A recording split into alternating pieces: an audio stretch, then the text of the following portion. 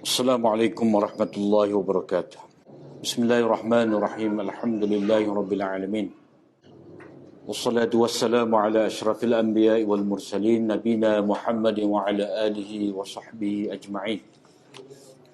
Allahumma 'allimna ma yanfa'una wanfa'na bima 'allamtana. Allahumma faqihna fid din wa 'allimna at-ta'wil wa zidna 'ilman ya rabbal alamin. Rabbi shrah li sadri wa yassir li amri wahlul 'uqdatam min lisani yafqahu qawli. Subhanaka la ilma lana illa ma 'allamtana innaka antal alimul hakim. Wa la hawla wa la quwwata illa billah. Wa bil isnadil muttasil ila al-Imam Ibn Majah. Haddatsana Muhammad bin Bashar qala haddatsana Muhammad bin Ja'far qala haddatsana Syu'bah an Muawiyah Ibn Qurrah an abihi qala Rasulullah sallallahu alaihi wasallam la tazalu ta'ifatun min ummati mansurina la yadurruhum man khadhalahum hatta taqum as-sa'ah. Wa bihi qala haddatsana Abu Abdullah qala haddatsana Hisham Ibn Ammar qala haddatsana Yahya bin Hamzah qala haddatsana Abu Alqamah Nasr Ibn Alqamah an Umair bin al-Aswad wa Kathir bin Murrah al-Hadrami an Abi Hurairah anna Rasulullah sallallahu alaihi wasallam qala la tazalu ta'ifatun min ummati qawwamatan ala amrillah la yaduruha man khalafaha.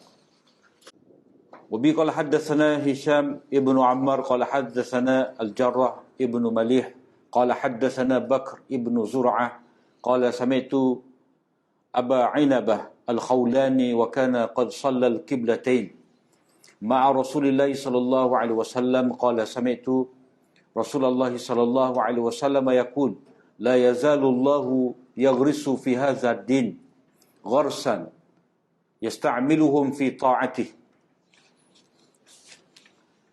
Wa bi qala haddatsana Ya'qub ibn Humayd ibn Kasib qala haddatsana Al-Qasim ibn Nafi' قال حدثنا الحجاج ابن أرطة عن عمرو بن شعيب عن أبيه قال قام معاوية خطيبا فقال أين علماؤكم سمعت رسول الله صلى الله عليه وسلم يقول لا تقوم الساعة إلا وطائفة من أمتي ظاهرون على الناس لا يبالون من خذلهم ولا من نصرهم. Hadis yang ke-6 hadis ni Imam Ibn Majah meriwayatkan daripada beberapa perawi ni.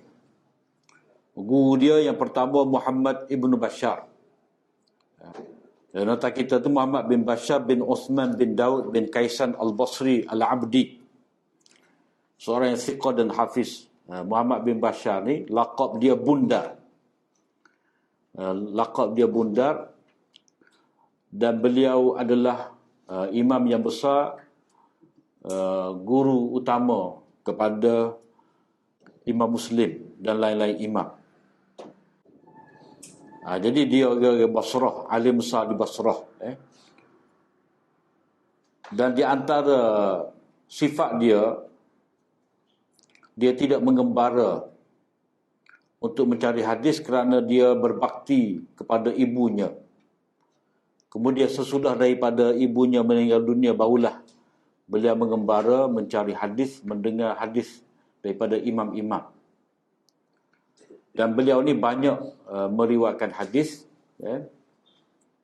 Ibnu Khuzaimah dalam kitab dia, Kitabut Tauhid, kata dia haddatsana imamu ahli zamanihi fil ilmi wal akhbar Muhammad ibnu Bashar telah menceritakan kepada kami seorang imam di zamannya, imam dalam ilmu dan hadis-hadis, iaitu Muhammad bin Bashar.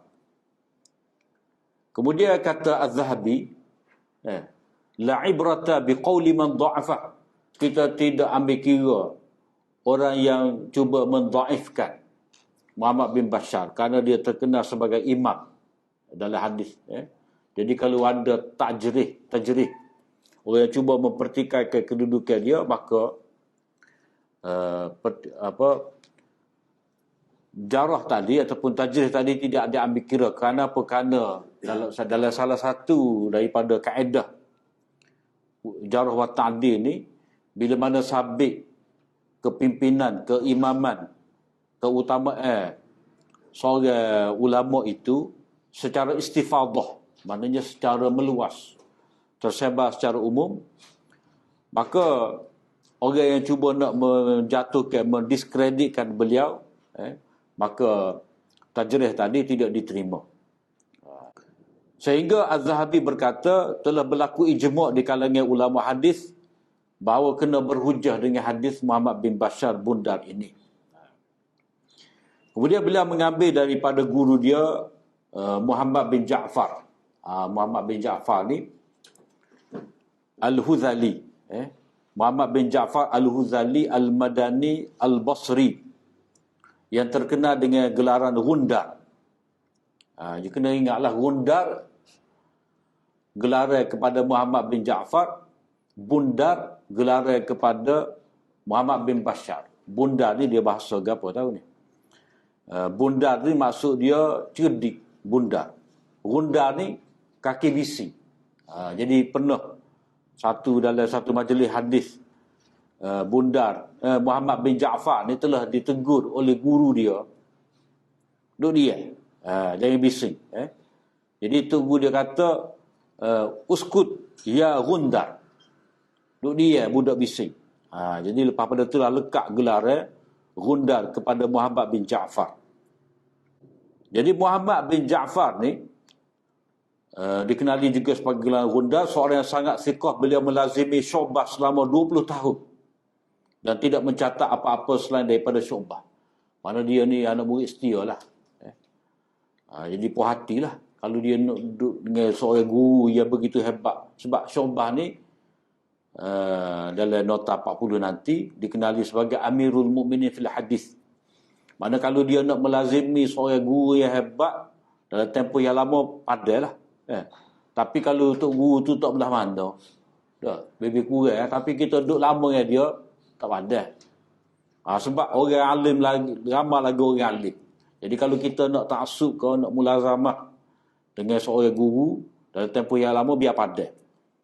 Seperti mana yang dibuat oleh Gundar Muhammad bin Ja'far. Jadi beliau mengambil daripada Syu'bah bin Al-Hajjaj bin Ward Al-Ataki Abu Bistam Al-Wasiti Al-Basri. Jadi Syu'bah ni memang orang yang hebat, seorang siqah, hafiz, tekun, yang ni mutqin, maknanya dia amat menekuni hadis, dan juga abid, ahli ibadat. Maknanya walaupun dia seorang yang begitu teliti dalam hadis, sering mengulang kaji hadis, tapi dia tidak lupa untuk beribadat, semaya tahajud, mengabdikan diri kepada Allah Subhanahu Wa Taala. Kata Sufyan Ats-Tsauri, beliau adalah Amirul Mukminin fil Hadis. Beliau adalah pemimpin orang beriman dalam bab hadis. Jadi asal istilah Amirul Mukminin ni digunakan untuk khalifah lah. Umar Al-Khattab, Amirul Mukminin. Dia gelaran Amirul Mukminin itu dia bermula dengan Umar lah. Walaupun Abu Bakar tu Amirul Mukminin dah, tapi belum timbul lagi gelaran Amirul Mukminin kepada Khalifah Abu Bakar. Sebab pernah satu ketika orang tanya kepada Umar ni nak panggil ke apa? Sebab Abu Bakar tu Khalifatu Rasulillah. Abu Bakar tu Khalifatu Rasulillah, pengganti Nabi sallallahu alaihi wasallam.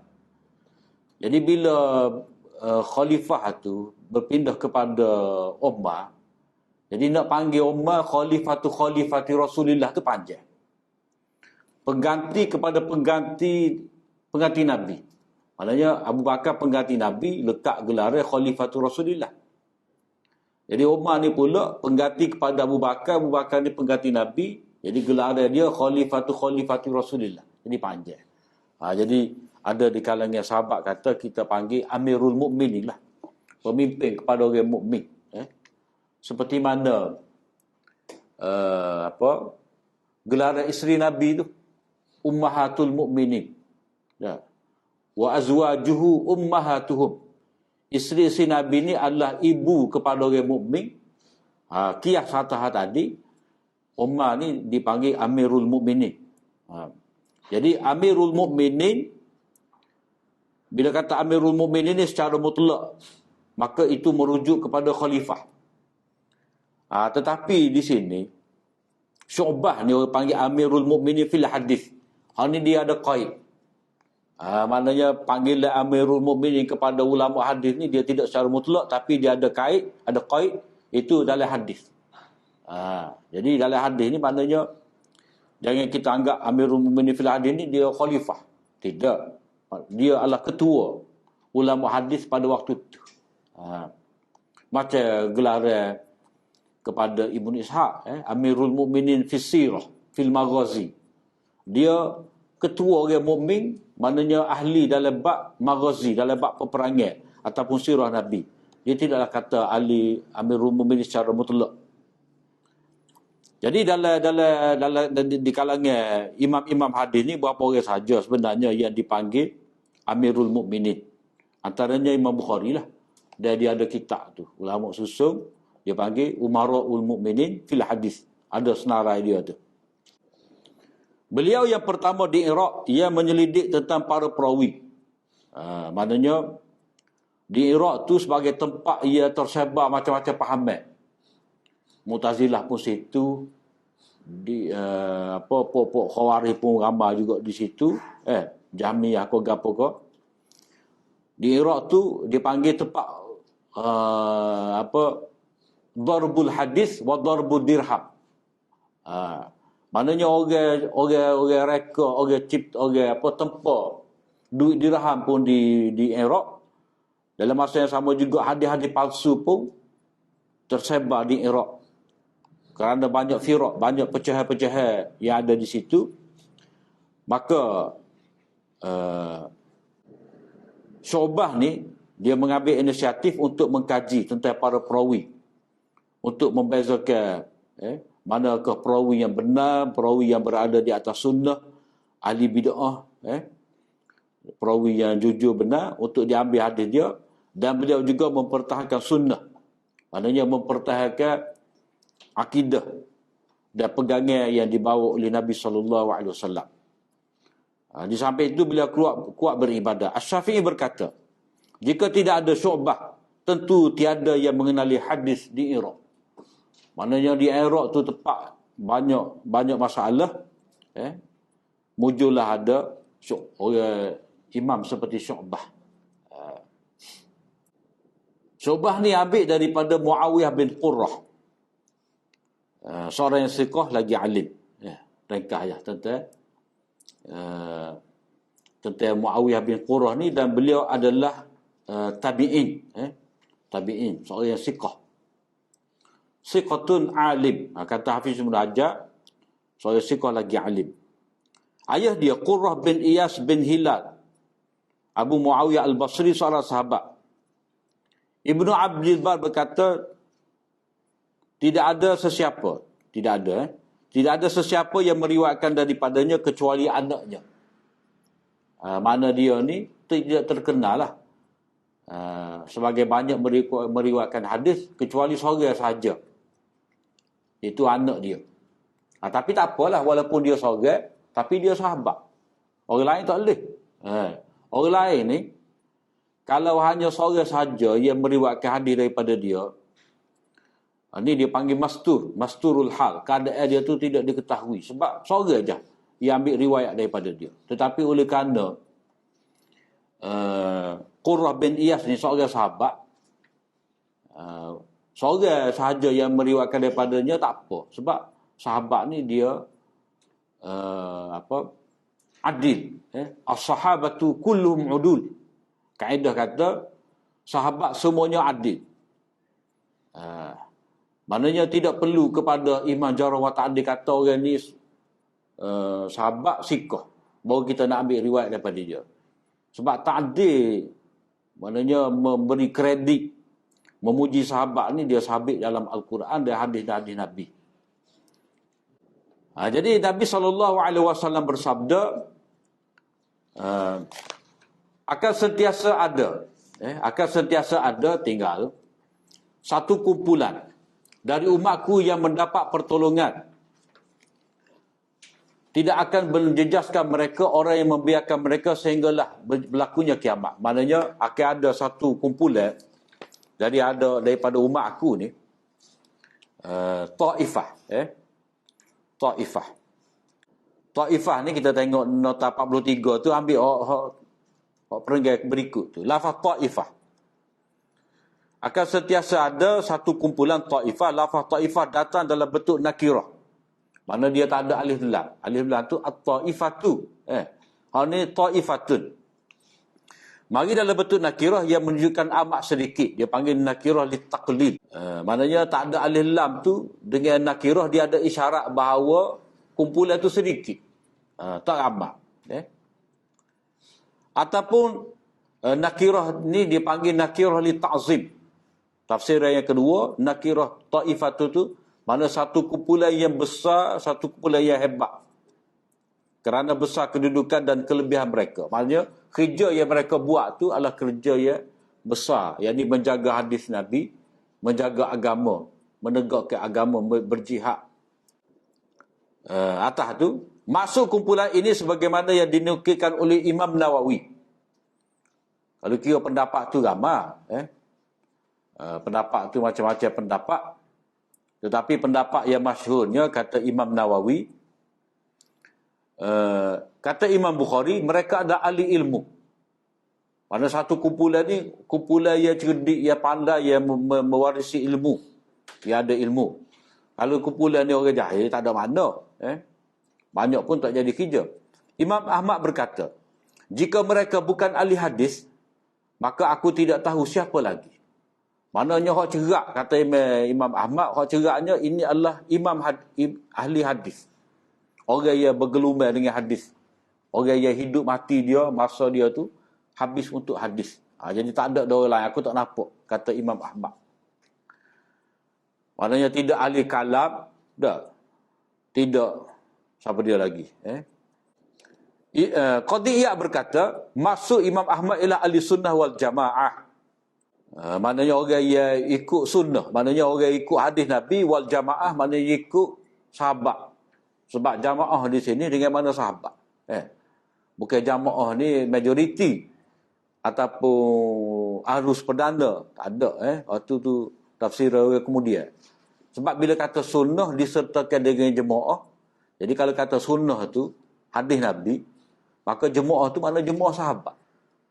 Sebab sahabat ni lah ia belajar ataupun dididik secara langsung oleh Nabi SAW. Sahabat ni dia berada pada suasana turunnya wahyu.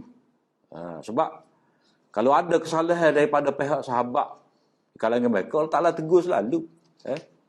Allah Ta'ala tegur selalu. Seperti mana kita baca dalam banyak ayat Quran. Minkum man yuridud dunya wa minkum man yuridul akhirah. Di kalangan kamu ni ada hak nak dunia, ada nak ke akhirat. Jadi ayat tu dia turun pada zaman sahabat, tuju kepada sahabat. Kalau kata puji pun, kuntum khaira ummatin ukhrijat linnas. Kamu, maknanya kamu wahai sahabat sebaik-baik umat. Maknanya jemaah di sini, maknanya orang yang ikut sunnah, berada di bawah asuhan Nabi, orang yang menyaksikan turunnya wahyu. Sahabatlah. Kemudian dan sesiapa yang beretikad dengan mazhab ahli hadis, maknanya orang yang ikut jalan sunnah. Orang yang berpegang mengikut ahli hadis. Maknanya tidak ikut ahwa, hawa nafsu, tidak ikut akal fikiran. Kata Syekh Muhammad Al-Ethiopi, ini pengarah kepada Syarah Muslim, Syarah Tirmizi, Syarah Nasa'i ini. Sebetulnya yang dimaksudkan dengan kumpulan tadi adalah kumpulan yang bangkit menolong agama Allah. Maknanya berdasarkan kepada hadis-hadis yang lain, mereka ni menolong agama Allah. Sebab dalam matan hadis kita baca tadi, mansurin. Mereka tu mendapat pertolongan. Jadi syarat nak mendapat pertolongan, Allah Ta'ala kata, in tansurullaha yansurkum wa yusabbit aqdamakum. Kalau kamu tolong agama Allah, membela agama Allah, Allah Ta'ala akan tolong kamu. Jadi masuk Nabi di sini, kumpulan ini adalah kumpulan yang menolong agama Allah, maka dengan sebab itulah mereka mendapat pertolongan Allah. Mempertahankan kemuliaannya agama Allah, mengikuti sunnah dan menghapuskan bid'ah. Sebab bila wujud bid'ah, bila berluasa bid'ah, maka sunnah akan hilang, akan terhapus. Macam contoh, bila orang meninggalkan sunnah ni, mana sunnahnya bila berlaku kematian, jiran-jiran tu akan hantar makanan untuk keluarga si mati. Itu sunnahnya. Isna'u li ali Ja'far ta'am. Buatlah makanan untuk keluarga Ja'far ni. Tapi kalau keluarga si mati tu pula sibuk nak jamu kepada orang mari ngatik, nak sediakan nasi buku untuk orang semaya mayat, jadi terbalik. Jadi sunnah hilang, maka wujudnya bid'ah. Jadi orang mengikut sunnah, mengikut agama, membela agama, ia merangkumi sesiapa yang bersifat dengan sifatnya. Manakah asalkan mereka tu ada sifat menjaga agama Allah, mempertahankan sunnah, tak kira. Itu yang terdiri daripada ulama hadis, mufassir, ahli tafsir Quran, fuqaha. Maknanya ahli fiqh, ia mengkaji hadis untuk mengeluarkan hukum. Maknanya hadis tu banyak.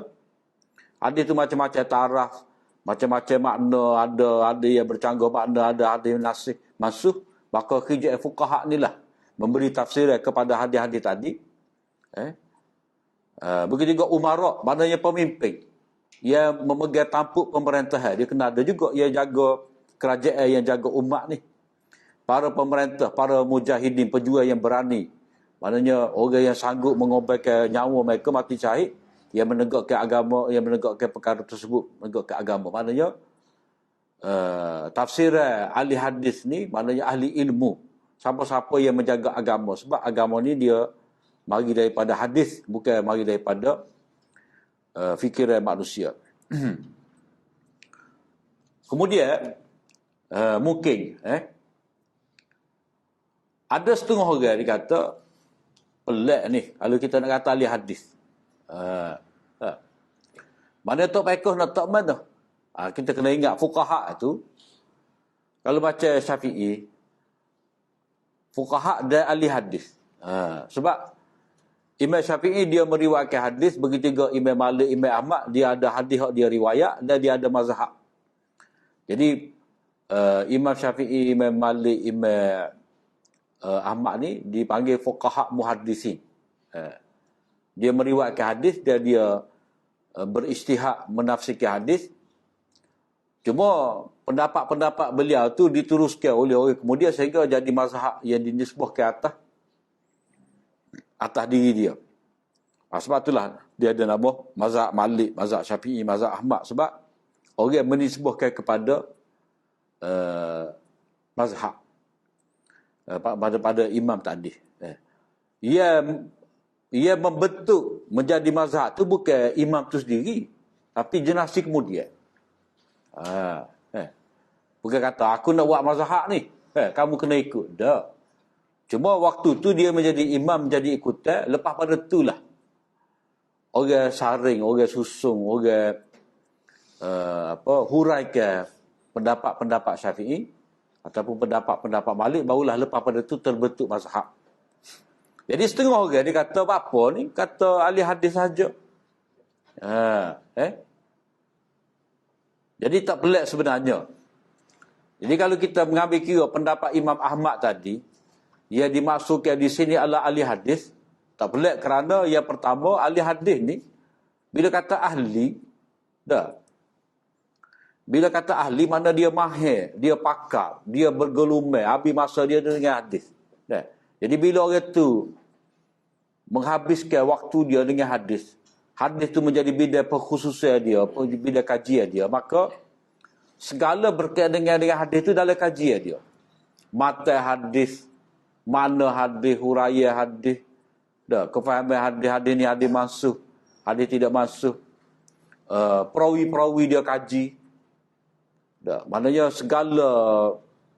semua perawi-perawi dari segi adil atau tidak adil dalam kajian dia. Itu terbukti, kita tengoklah kitab-kitab jarh wa ta'dil itu kitab perawi. Maknanya ahli hadis ni tak pelik dia dijamin oleh Nabi SAW di sini kerana mereka ni sentiasa mengkaji hadis, baik dari segi matan, baik dari segi perawi dia. Maka mereka ni dah lebih mengetahui tentang sunnah Nabi, panduan Nabi, akhlak Nabi, peperangan Nabi. Apa-apa yang berkaitan dengan Nabi, maka ahli hadis tu lebih mengetahui. Itu yang pertama. Yang kedua, tak pelik untuk Imam Ahmad kata ini adalah kerana ahli hadis, kerana orang yang dikatakan ahli hadis ni, istilah ahli hadis ni dia ada satu istilah. Ahli hadis ni mana lawan kepada ahli mazhab. Itu satu maksud. Ahli hadis lawan dia ataupun kita tak tepi dia tu ahli mazhab. Ahli mazhab ni mana dia menisbahkan diri dia kepada imam tertentu. Itu dipanggil ahli mazhab. Contoh, kita orang Syafi'i. Kita kata kita Syafi'i. Maknanya, yang menjadi pegangan kita adalah kitab-kitab mazhab Syafi'i yang dikarang oleh imam-imam dalam mazhab Syafi'i. Hadis sekian, pendapat sekian. Jadi kita terikat dengan itu. Secara umumnya kita terikat dengan mazhab, itu dipanggil ahli mazhab. Ataupun orang panggil mazhabi.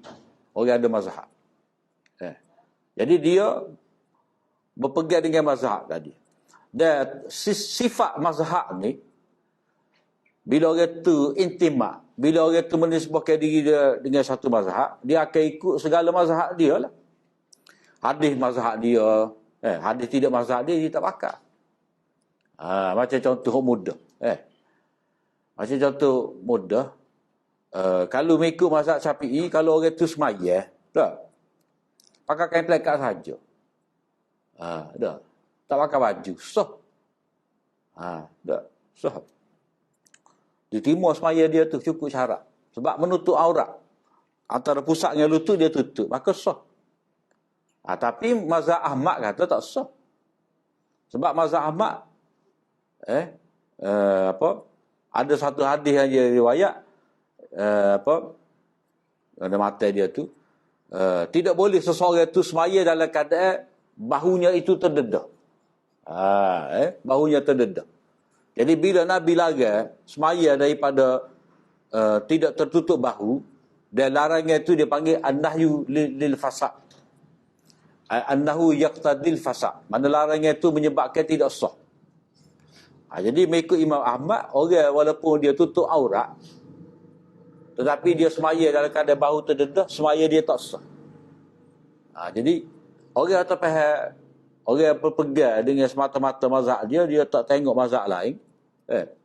Jadi dia semaya dalam keadaan orang lain kata tak sah.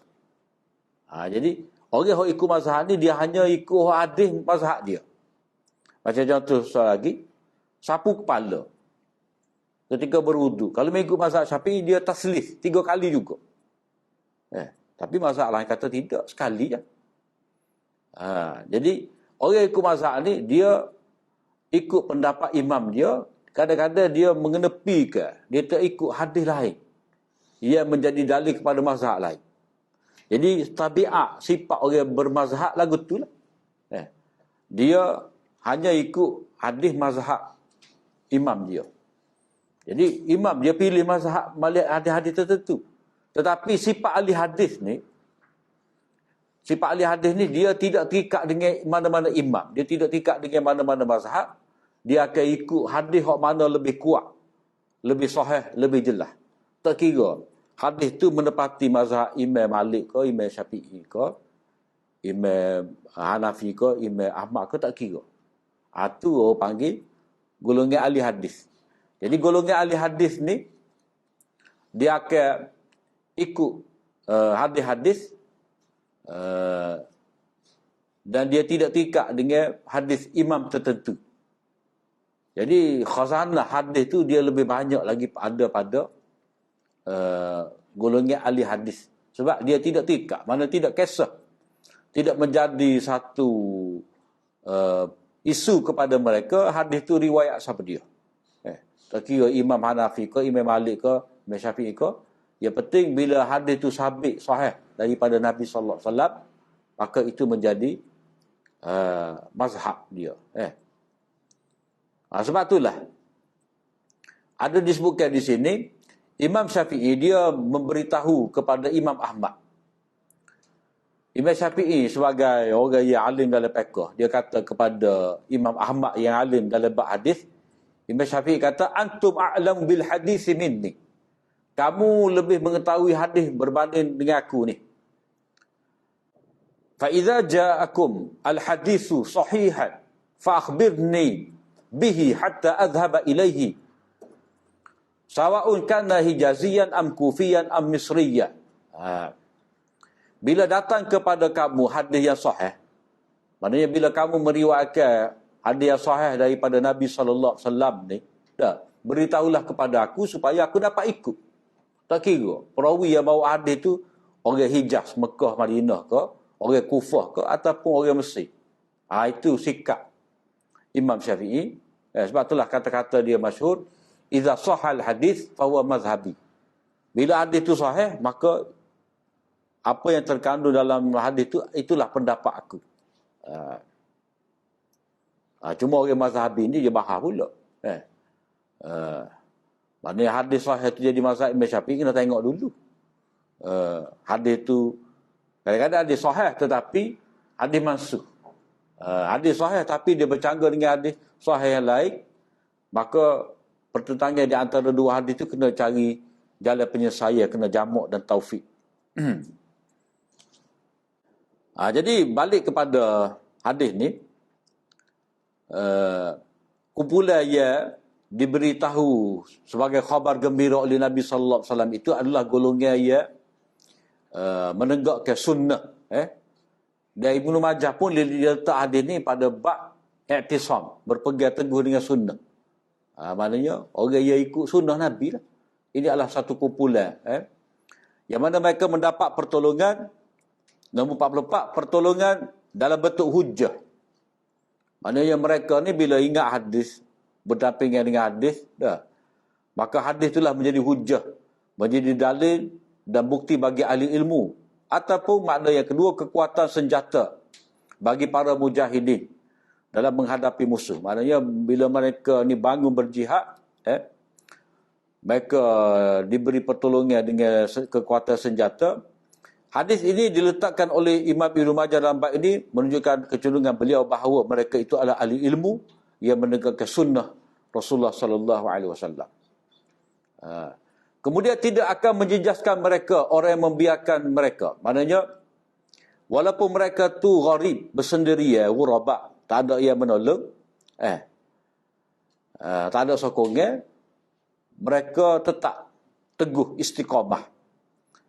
45. Yang ni orang lain itu membiarkan mereka berjihad tanpa diberi pertolongan dan sokongan. Maknanya walaupun tidak ada pertolongan daripada orang beriman yang lain, tetap mereka itu akan mendapat pertolongan daripada Allah SWT.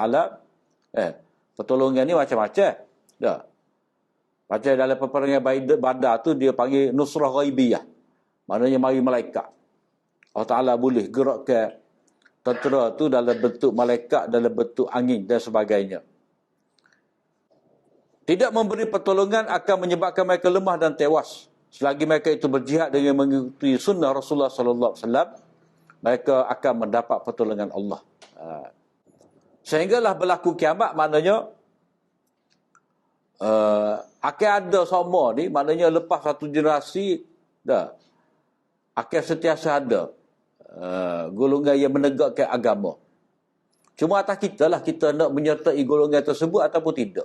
Maknanya kalau zaman kita ni orang yang menegakkan sunnah tak ramai, jadi kalau kita tidak mengambil bahagian, kita berarti kita rugilah daripada jaminan Nabi ni.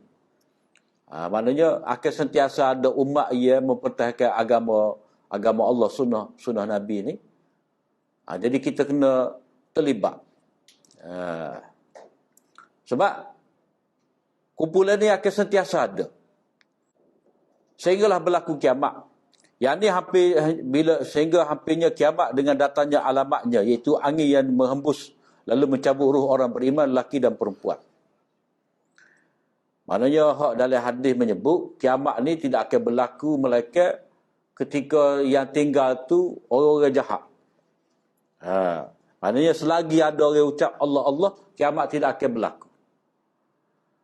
Jadi maksudnya sehingga berlaku kiamat ni, mana sebelum daripada berlaku kiamat. Sebab kiamat ni hanya berlaku dalam keadaan tak tinggal lagi orang beriman.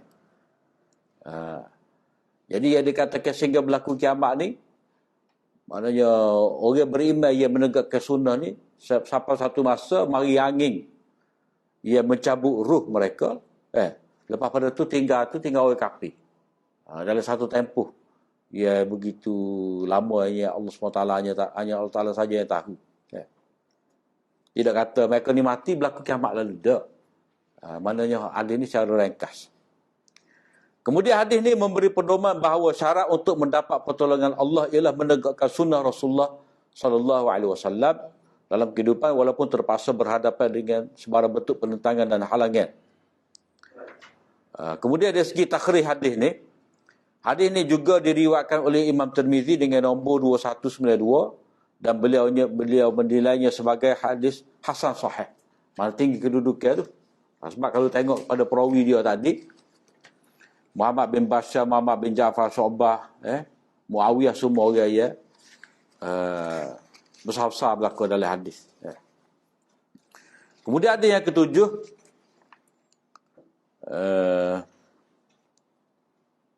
hadis ni dia tidak berapa kuat mana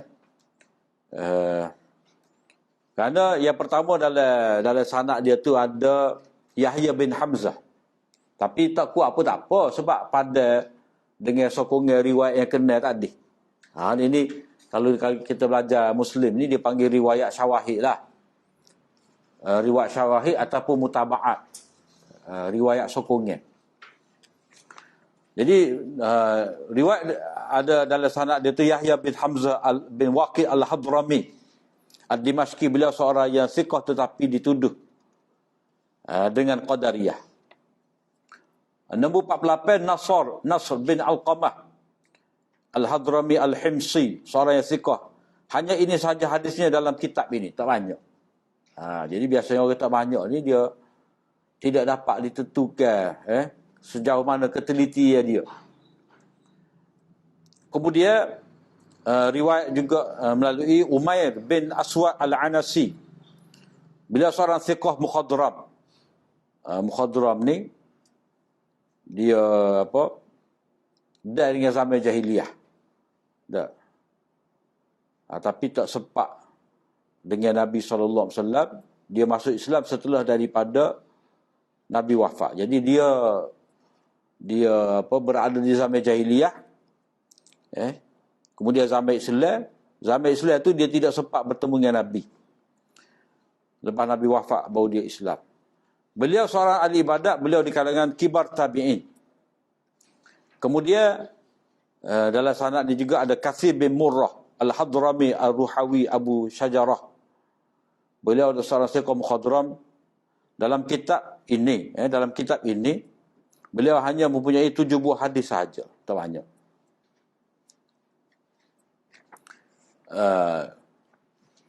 Beliau mengambil riwayat daripada Abu Hurairah bahawa Rasulullah sallallahu alaihi wasallam bersabda, akan sentiasa ada satu kumpulan dari umatku yang tegak di atas urusan Allah. Ala amrillah. Qawamah mana tegak menjaga agama Allah Ta'ala, urusan Allah, agama Allah Ta'ala. La yaduruhum. Orang yang menentang mereka tidak akan memudaratkan dan membahayakan mereka. Maknanya, mereka ni tidak gentar untuk menghadapi musuh-musuh. Mana dalam mereka menegakkan urusan Allah Ta'ala, menjaga agama Allah, menyebarkan agama Allah Ta'ala tu ada yang menentang mereka. Maka mereka tidak memudaratkan mereka ni, maknanya mereka tetap istiqamah. Tidaklah menyebabkan mereka tu berpaling tadah ikut golongan yang menentang mereka. Nombor 51, perlunya ada di kalangan di kalangan umat ni, perlunya ada di kalangan umat ini satu kumpulan yang menumpukan usaha mereka dan perjuangan mereka untuk membela agama Allah. Jadi kena ada niat lah untuk kita ni jaga agama Allah Ta'ala. Hadis ini juga diriwayatkan oleh Ibnu Hibban dalam Sahih dia dan juga oleh Bazzar dalam Musnad dia. Kemudian hadis yang ke-8. Hadis yang ke-8 ni Imam Ibnu Majah mengambil hadis ni daripada Hisham bin Ammar. Cerita Hisham bin Ammar ni lepas dah. Kemudian perawi seterusnya tu Jarrah bin Malih. Abu Abdurrahman Al-Himsi, seorang yang saduk, seorang yang benar. Saduk tu maknanya seorang yang benar. Sadiq, Siddiq. Jadi orang Arab tu dia daripada perkataan sadaqah benar, Siddiq, Abu Bakar Siddiq, Sadiq, orang yang benar. Cuma dalam istilah jarh wa ta'dil ni Sadiq mana orang yang benar. Orang yang benar tu dalam kategori ulama jarh wa ta'dil ni, penilaian Sadiq ni adalah penilaian secara sederhana. Dia tidak tinggi mana. Kalau perawi itu dikatakan Sadiq, dia tidaklah setandar dengan thiqah. Dia rendah lagi. Kalau tingginya siqatun ataupun siqatun sabtun. Kemudian siqah saja. Kemudian Sadiq. Jadi Sadiq tu dia atas tara lah kita kata. Atas tara. Begitu juga perawi seterusnya Bakar bin Zur'ah Al-Khawlani, seorang yang Sadiq. Katanya saya mendengar Abu Inabah Al-Khawlani. Ibnu Majah kata wa kana qad shallal qiblatain ma'a Rasulillah sallallahu alaihi wasallam. Jadi Abu Inabah ni dia pernah bersembahyang bersama dengan Nabi dua kiblat. Mana dia ada? Dua kiblat ni maksudnya dia antara orang yang mereka awal Islam berada di Madinah dalam tempoh 16 bulan. Sebab Nabi SAW mula-mula tu menghadap ke arah Baitul Maqdis. Lepas pada tu dah turun wahyu supaya menghadap ke Baitullah. Jadi Abu Inabah Al-Khawlani ni dia sempat bersemaya dengan Nabi dua kiblat. Kalau orang tu semaya hanya menghadap ke Mekah, maknanya dia tak ada dengan awal Nabi berhijrah. Jadi ini menunjukkan bahawa Abu Inabah ni dia awal Islam. Awal beliau berada di Madinah. Nombor 54. Ulama berbeza pendapat tentang kedudukannya sebagai sahabat. Ada khilaf di kalangan ulama. Beliau ni, Abu Inabah ni, sahabat pun ataupun tidak. Jadi ulama sirah ataupun ulama jarh wa ta'dil ni dia tidak sependapat tentang Abu Inabah. Yang lebih sahih ialah beliau seorang sahabat. Tepatnya beliau seorang sahabat. Antara ulama yang menyebut beliau sebagai sahabat ialah Al-Bukhari, Ibnu Sa'ad, Khalifah bin Khayyat dan Al-Baghawi. Dikatakan namanya ialah Abdullah bin Inabah. Hanya Ibnu Majah yang meriwayatkan hadis ini daripada beliau, dan hadis ini hanya dua sahaja dalam kitab ini. Nombor 8 ni dan hadis 1120, hadis membaca surah Al-A'la dalam surah Jumaat. Nota nombor 55 ni, yang ni beliau sempat bersembahyang dengan menghadap dua kiblat, Baitul Maqdis dan Kaabah, dan ini merupakan dalil bahawa beliau seorang sahabat. Maknanya Ibnu Majah ni dia tahu ada khilaf tentang kedudukan Abu Inabah sahabat ataupun tidak, maka dia pun sebut dalam sanad dia ni wa kana qad shallal qiblatain ma'a Rasulillah sallallahu alaihi wasallam. Maknanya Ibnu Majah ni sependapat dengan Bukhari dan ahli sirah yang lain bahawa Abu Inabah ni adalah sahabat. Jadi wa kana qad shalla tu kita lebih mengatakan bahawa itu adalah kenyataan daripada Ibnu Majah.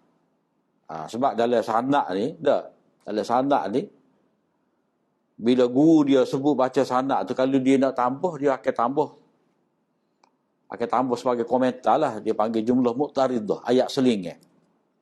Jadi ayat selingan ni, ini adalah ayat selingir yang dibuat oleh Ibnu Majah untuk mentarjihkan bahawa Abu Inabah ni sahabat. Jadi hadis tu Allah sentiasa menumbuhkan dalam agama ini tumbuhan yang digunakannya pada ketaatannya. Maknanya masuk tumbuh ni seperti orang kita katalah, sifat tumbuhan ni berguna, patah tumbuh, hilang berganti. Mana ayat ada. Kalau kita tanam pisang pun, dah. Tak ada kita tebal pisang nak ambil buah tu ada dah anak. Dah naik dah.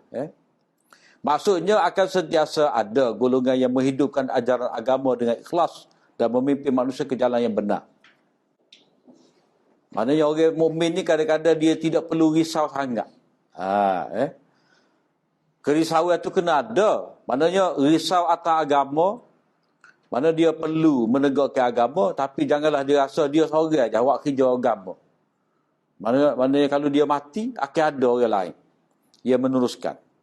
Hadis ini merupakan isyarat kepada ayat ya ayyuhallazina amanu may yartadda minkum an dinih fasawfa ya'tillahu biqaumin yuhibbuhum wa yuhibbunah azillatin 'alal mu'minin 'izzatin 'alal kafirin yujahiduna fi sabilillahi la yakhafuna lawmata la'im. Katulah mereka. Wahai orang-orang yang beriman, sesiapa di antara kamu berpaling tadah dari agamanya menjadi murtad, maka Allah Ta'ala akan mendatangkan satu kaum yang ia kasihkan mereka dan mereka juga kasihkan dia. Mereka pula bersifat lemah lembut terhadap orang-orang beriman dan berlaku tegas gagah terhadap orang kafir. Sifat mereka ni berjuang dengan bersungguh-sungguh pada jalan Allah Ta'ala dan mereka tidak takut kepada celaan orang yang mencela. Maknanya kalau ada orang yang tinggal agama ni, tak pelik Allah Ta'ala boleh ganti dengan orang lain masuk Islam. Macam popok itulah hak mari serai popok Tata dah. Serai Baghdad dulu. Akhirnya pun ni jadi Islam, popok Genghis Khan ni. Dan dia pula bawa Islam lepas pada tu. Jadi kalau maknanya sebagai satu amaran kepada orang Mekah tolak Nabi ni, Allah Ta'ala boleh gantikan orang lain. Tak pelik. Macam juga satu lagi ni, illa tanfiru yu'azibkum azaban alima wa yastabdil qauman ghairakum wa la tadurruhu syai'a wallahu ala kulli syai'in qadir. Jika kamu tidak pergi beramai-ramai untuk berperang pada jalan Allah Ta'ala membela agamanya, yakni khususnya peperangan Tabuk, Allah akan menyeksa kamu dengan azab seksa yang tidak terperi sakitnya. Dan dia akan menggantikan kamu dengan kaum yang lain. Maksudnya kalau kamu tak boleh bawa agama, ada orang boleh bawa agama. Allah Ta'ala boleh beri pahala pada siapa-siapa yang dia nak. Orang tak boleh pada perjuangan, tak boleh pada pahala, rugilah dia. Dan kamu tidak akan dapat mendatangkan bahaya sedikit pun kepadanya. Maknanya, kamu tidak menolong agama Allah Ta'ala akan jadi lemah. Tidak. Maknanya yang kita anggap agama ni bergantung pada kita. Tidak. Kita sebenarnya bergantung kepada agama. Maka sebab itulah kita kena korbankan nyawa untuk agama. Ini disebutkan sebagai konun istibdal. Dalam kaedah tafsir dia panggil konun istibdal. Yaghrisu ghorsan ni. Maknanya sekiranya satu kumpulan enggan memperjuangkan agama, pasti akan ada satu kumpulan lain yang dikehendaki Allah bangun memperjuangkannya. Mana tak pelik. Jadi kalau kita tak sesuai pada agama, kita rugi. Jadi seolah-olah perjuangan yang ada di hadapan kita ni peluang untuk kita dapat pahala. Kalau kita tolak, akan ada orang bangun menjaga agama. Yang digunakannya pada ketaatannya, maknanya golongan ni akan bangkit. Allah Ta'ala jadikan mereka ni berkhidmat untuk agama, yang ni Allah mempermudahkannya untuk melakukan ketaatan dan menyinar jalan untuknya menuju pada ketakwaan kepada Allah Ta'ala. Maknanya akan ada hidayah untuk golongan ni. Hadis ini menjelaskan pertama, kelebihan Islam iaitu akan sentiasa ada golongan yang menjaga dan menegakkan agama Allah dengan cara mengikuti sunnah. Mana kalau agama dahulu, mati Nabi, mati pengikut Nabi ikhlas, punah agama. Punah agama. Taurat berubah, Injil berubah, semaya berubah, zakat berubah, habis berubah. Tauhid jadi syirik. Tapi Islam tidak. Islam oleh kerana ada konsep amar ma'ruf, berpegang teguh dengan sunnah, menjaga wahyu ni, maka Islam tu sempurna. Yang kedua, Allah sentiasa memberi hidayat dan membimbing manusia ke jalan yang lurus. Adalah cara dia tu. Kemudian dari segi takhrij, hadis ni juga diriwayatkan oleh Imam Ahmad dan Ibn Hibban. Kemudian hadis yang ke-9. Imam Ibn Majah meriwayatkan hadis ni daripada rantaian perawi. Yang pertama, Ya'qub bin Humaid bin Kasib. Ya'qub bin Humaid ni kadang-kadang dibinkan kepada datuknya. Mana direngkahkan Ya'qub bin Kasib Al-Madani. Tak apa. Sebab dia kira tok ni ayah juga. Mana nak rengkah. Bukan masalah bercanggah dengan ayat udu'uhum li'abaihim tu. Panggillah anak-anak tu dengan nama mereka. Tapi orang dulu ni dia nak perengkah. Oleh kerana orang tak kenal tok dia, jadi dia buat. Ataupun oleh kerana Humaid dia terkenal dia sebagai ayah kepada Ya'qub, oleh kerana dia lopak. Dia kata Ya'qub bin Kasib. Tapi dia ada dua versi lah. Kadang-kadang dia sebut Ya'qub bin Humaid, kadang-kadang Ya'qub bin Kasib. Beliau seorang yang saduk, tetapi ada kalanya berlaku waham kepadanya. Mana berlaku keliru dalam periwayatan hadis ni. Jadi hadis ni seperti mana yang kita lihat, dia duduk pada hujung-hujung bab. Jadi kalau ada sedikit sebanyak tidak cukup syarat tadi, tidak menjadi masalah lah, sebab hadis ni masih lagi dikira sebagai syawahid, hadis sokongan. Kemudian Ya'qub ni ambil daripada Al-Qasim bin Nafi', yakni Al-Madani As-Suwariqi, seorang yang mastur. Mastur ni mana tidak diketahui keadilan dia tu, dhabit dia, mastur, tersembunyi. As-Suwariqiyah satu kampung di Madinah. Jadi dipanggil Suwariqi ni kerana dia dinisbahkan pada kampung situ. Beliau mengambil hadis daripada Hajjah bin Artah. Hajjah bin Artah bin Thawb bin Hubairah bin Syarahil An-Nakhai Al-Kufi, seorang yang qadi dan faqih. Beliau seorang yang saduk, banyak kesalahan dan melakukan tadlis. Mana Hajjah bin Artah ni sebenarnya tak kuat. Ada juga ulama yang kata dia ni dhaif. Kemudian beliau ni mengambil daripada Ammar bin Shu'aib. Ammar bin Shu'aib daripada ayahnya. Ammar bin Shu'aib bin Muhammad bin Abdullah bin Ammar bin As bin Wa'il Al-Qurashi As-Sahmi Al-Hijazi. Beliau imam hadis. Biasanya kita akan jumpa an Ammar bin Shu'aib an abihi an jaddihi. Cuma di sini an Ammar bin Shu'aib an abihi saja. Tapi ada setengah hadis itu dalam Abu Daud, dalam Ibn Majah ada ke tidak? An Ammar bin Shu'aib an abihi an jaddihi. Kunyahnya Abu Ibrahim, juga dipanggil Abu Abdullah Al-Madani. Az-Zahabi mengatakan beliau adalah seorang faqih dan muhaddis bagi penduduk Taif, dan selalu berulang-alik ke Mekah dan menyebarkan ilmu. Jauh ke Allah tu. 1 kilo lebih. Beliau memiliki harta di Taif. Kalau harta di Taif itu kembung lah. Ibunya Habibah bin Murrah Al-Jumahiyah. Ammar adalah seorang yang saduk. Jadi Ammar bin Shu'aib ni dia meriwayatkan daripada ayahnya, yakni Shu'aib, seorang yang saduk. Kata ayahnya, qama Muawiyah tu khatiban. Pernah Muawiyah bangun berkhutbah. Ucapnya, dia pun tanya dalam ucapan dia, di mana ulama kamu?